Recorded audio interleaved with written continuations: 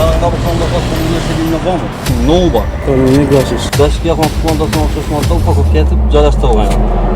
Jinoyatni yashirish yoki o'z qilmishiga turli niqoblar ortida joy topishga urinish mumkin. Ammo bir haqiqat borki, jinoyat qayerda sodir etilmasin, u baribir fosh bo'ladi. Bugun yurtimizda inson salomatligi va jamiyat osoyishtaligiga tahdid soluvchi giyohvandlik vositalarining noqonuniy muomalasiga qarshi murosasiz kurash olib borilmoqda. Ayniqsa, ularni chetdan olib kirish, tashish va tarqatishga urinayotgan shaxslarga nisbatan huquqni muhofaza qiluvchi organlar tomonidan tezkor choralar ko'rilmoqda. Xususan, xavfsiz va sog'lom yurt tezkor profilaktik tadbiri doirasida Xorazm viloyatida navbatdagi tezkor tadbir davomida giyohvandlik vositalarining noqonuniy aylanmasi bilan bog'liq jinoiy zanjirga barham berildi. Urganch tuman ichki ishlar bo'limi tezkor qidiruv xizmati tomonidan olingan ma'lumotlar asosida Xorazm viloyati ichki ishlar boshqarmasi va davlat xavfsizlik xizmati viloyat boshqarmasi xodimlari tomonidan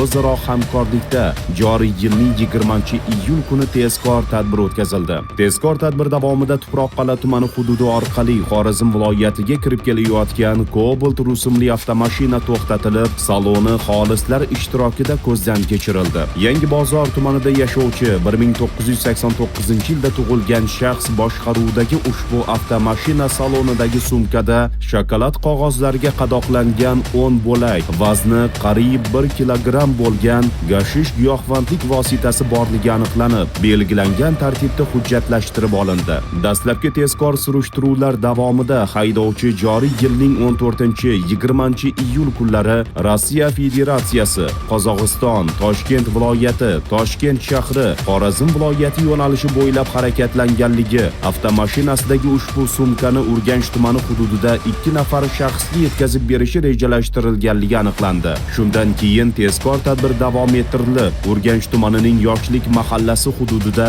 Urganch tumanida yashovchi 2000-yilda tug'ilgan shaxs o'zining Urganch shahrida yashovchi 2002-yilda tug'ilgan sherigi bilan birgalikda belgilangan joyda giyohvandlik vositalarini qabul qilayotgan paytida tezkor xodimlar tomonidan jinoyat ustida qo'lga olindi. Giyohvandlik vositalarini tashish, saqlash yoki tarqatishga qo'l urganlar oson daromad ilinjida nafaqat o'z taqdirini, balki boshqalarning hayoti va kelajagini ham xavf ostiga qo'yadi.